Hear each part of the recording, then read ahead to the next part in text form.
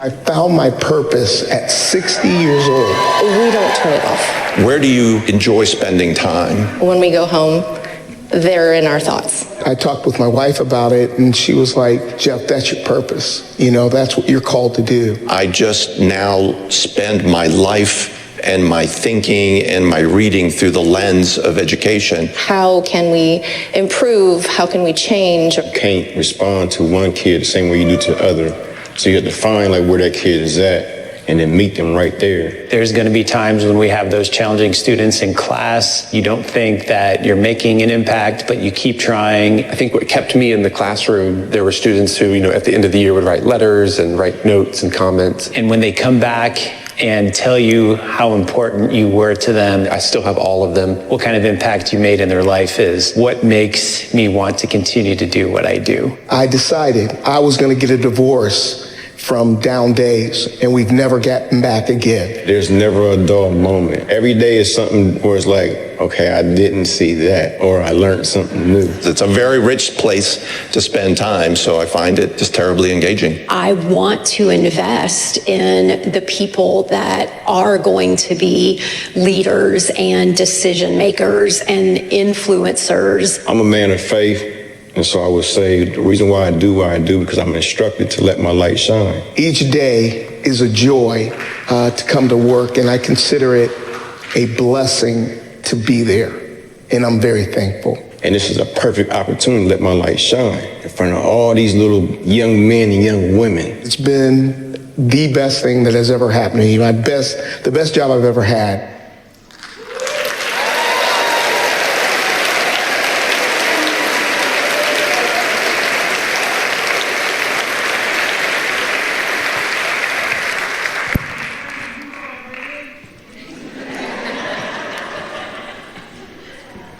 So I've titled my talk this year, The Difficult, Beautiful Work.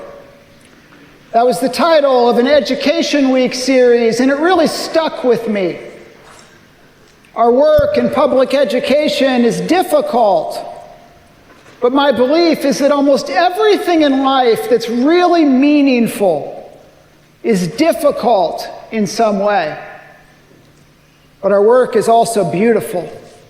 When we lean into the mess, when we give our best effort, we give life to students and to families. So our work is both difficult and beautiful. Guys, one thing that you should know about me is I'm not a hugger. As an introvert that's working in an office next to Angie Adrian at the Worthington Education Center, this can sometimes be an issue. Angie is both a people magnet and a hugger. So I've learned to employ what Scott Gordon taught me way back in 1987. I've got to keep my head on a swivel and be aware of my surroundings when I leave my office. These days, when I go visit Thomas Worthington High School, I'm prepared. I know that if I run into my friend, Jeff Flewellen, we're going to hug it out. See, Flew is a hugger. Flew's a security monitor for us. He's been in that role the past several years. He's a Worthington kid who grew up on North Street and played running back for the Cardinals back in the day. He had a long career before choosing to come home to Worthington and invest in our kids. Each time I see Flew, he wraps me up in this big hug and he says, "Trent, this is the best job I've ever had. This is the best job I've ever had." When Flew tells me it's the best job he's ever had, it causes me to reflect. I mean, our security monitors, they have difficult jobs. They're on their feet for long stretches of time. They're tasked with interacting with high school students who sometimes don't want to interact with adults. They're inside the building, but they're also outside in the parking lot, and they often find themselves right in the middle of intense conflict. And yet Flew tells me it's the best job he's ever had. He's building relationships with students and his colleagues. He's helping students find opportunities outside of school. His daily attitude and demeanor sets an example for our students. Heck, his daily attitude and demeanor sets an example for me. I know that when I go to Thomas Worthington, I better be more positive. Flu's there. This May,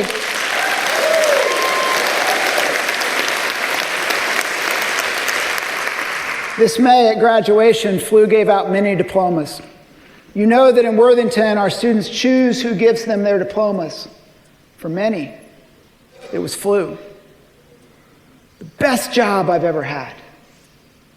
Really? In public education? In 2024? According to the Pew Research Center's April 2024 survey, public school teachers are stressed about their jobs. Few are actually positive about the future of public education. Many say that poverty, absenteeism, and mental health are major issues. Post-COVID, schools everywhere are dealing with chronic absenteeism, student anxiety and depression, students showing little or no interest in school, students being distracted by their cell phones, students just getting up and walking around randomly, students being disrespectful. 68% of secondary school teachers report being verbally abused by a student. 40% of all teachers report that a student's been violent towards them. And obviously there's this politicalization of everything and even a growing antagonism towards authority. It's clear in the research that whatever the causation, and we all may have our theories on the causation, but it's clear in the research that the job of a public school educator has become more difficult in recent years. It may not be easy to explain exactly why, but it is unequivocal. And yet, Flu wraps me up in a big hug, and he says, "This is the best job I've ever had." Viktor Frankl was an Austrian neurologist, psychologist, philosopher, and a Holocaust survivor. He published more than 39 different books throughout his career, but his most famous work, Man's Search for Meaning, was about his time as a prisoner in a Nazi concentration camp. In Man's Search for Meaning, Frankl famously said, "Everything can be taken from a man but one thing, the last of human freedoms, to choose one's attitude in any given set of circumstances, to choose one's own way. When we can no longer change a situation, we're challenged to change ourselves. When we can no longer change a situation, we're challenged to change ourselves." The Pew Research study highlights some of the many challenges in public education. We experience every one of these issues here in Worthington, albeit not to the same degree that some school districts do. But the work in public education, it's difficult work. While it's difficult, it's also beautiful. And we have examples of staff members all across Worthington schools who have acknowledged the difficulty, who have stared the challenge in the eye, who have reflected and eventually said to themselves, "What do I need to do differently to serve the students and families that I'm responsible for? How do I need to change in order to fill my space in a positive way?" If I can't fix all the ills of society, and make no mistake, public schools are mirrors. We reflect what's going on in the community. If I can't fix all the ills of society, how do I change myself in order to make a difference for each child I serve? When we are no longer able to change a situation, we are challenged to change ourselves. Allison Palermo is an intervention specialist and a special education literacy coach for Worthington Schools. Way back in 2016, Allison began working with a student who was in elementary school at the time. She built a relationship with the student. She tailored her instruction to try to meet the students' learning needs. Allison some days would go home exhausted because she wasn't seeing the progress she wanted to see. But she kept at it. She kept experimenting. Some days she would see progress, and then some days she would see regression. There were tears, both from Allison and from the student. 2017 came and went. 2018 came and went. The student moved from elementary school to middle school, from middle school to high school. When we would normally transition a student from one teacher to another, we made an exception, and Allison continued to work with this student. Each year, she would try something new to try to meet this student's unique needs. Last May, the student graduated from high school. Plans to attend college this fall. When it was time to choose a diploma presenter, it was Allison Palermo that walked across the stage to meet him. 8 years of effort. 8 years of trying something new each year to help a student. 8 years of the difficult, beautiful work. Chris Eisenhower is a math teacher here at Worthington Kilbourne High School. In this age of constant distraction and immediate gratification, I'm not sure it's ever been more difficult to get high school students to focus on math. Chris came to Worthington after teaching in the state of North Carolina, and he would tell you that he brought with him a traditional grading system that rewarded studying and turning in assignments. For whatever reason, our students at Worthington Kilbourne were really struggling with that. They weren't turning in their assignments, thus they were doing poorly on tests. Chris was perplexed. It would have been really easy for Chris to blame this generation of students and families.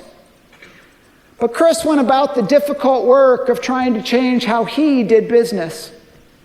Eventually, he instituted end-of-quarter assessments where the students actually chose which standards they wanted to show their mastery on. He made major shifts in his practice in order to meet today's students where they are. Last spring, we were at the Worthington Education Center reviewing our Ohio State test data, and it became clear Chris's students significantly exceeded expectations. His change had made a difference. Not only did students feel better, but they learned more. Chris wasn't satisfied with the status quo. He did the difficult, beautiful work. Brandon Abbott is a bus driver for Worthington Schools. Brandon drives bus 96. Most of us in this room, outside of our transportation department, don't know what it's really like to drive a school bus. 50 to 65 kids behind you, you're trying to drive the bus safely. They're doing who knows what back here. Tracking software that monitors your speed, your stops, your route, etc. Really early mornings before the first bus route. Really late nights after the last sporting event. Worthington Schools can't operate without our bus drivers. But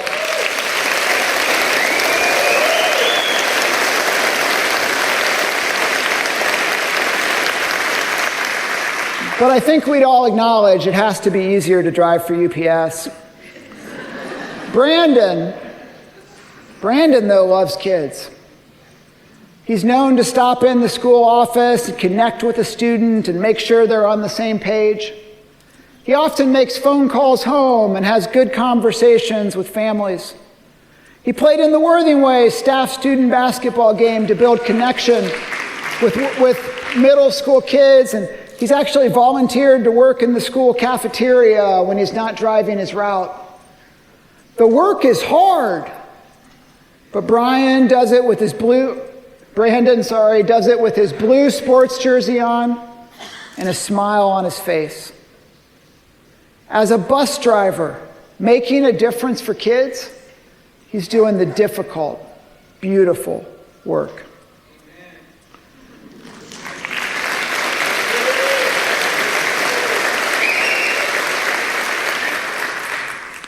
Libby Craig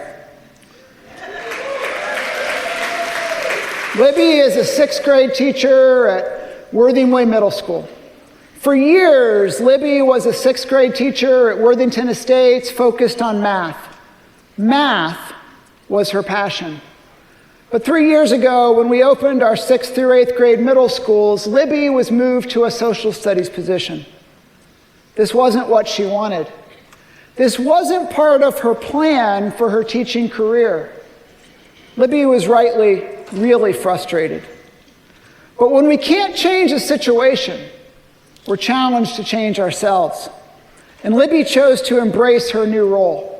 Over the last 3 years, she's taken every opportunity provided to learn her new content. Nathan Kellenberger, Libby's former principal, would tell you that Libby has become an outstanding social studies teacher. Her lessons are engaging, her students are thinking, talking, moving. It's not rare to see Libby on the ground making inferences with a student.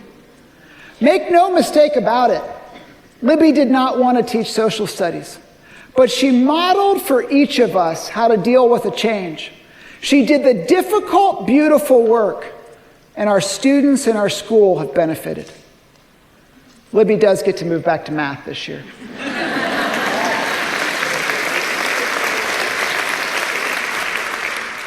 Jeff Webb is a teacher at Worthington Academy. Jeff began his career in business, but he felt a calling to work with students, and so he moved into public education. Last year at Academy, they had a student who had been doing really well before losing their way their senior year.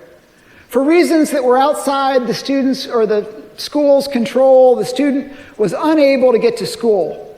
And the level of math the student needed to learn was beyond their ability to learn on their own. Jeff was really frustrated by this. Like you, Jeff cares deeply for his kids, but he can't control what goes on outside of school. But he could do something absolutely extraordinary. Jeff began to create ideas, and eventually he told the student that he would be at the public library within walking distance of her home if she wanted to come after school to learn math. Now, side note, Jeff lives some 20 miles from this public library. He went. She didn't show. He still went. One day she did show up, and Jeff helped through her with their math. This became a regular occurrence, and eventually they settled on a once-a-week after-school math learning session at the public library. The student was never able to return to school, but because of Jeff's work, she earned her diploma by the end of the school year.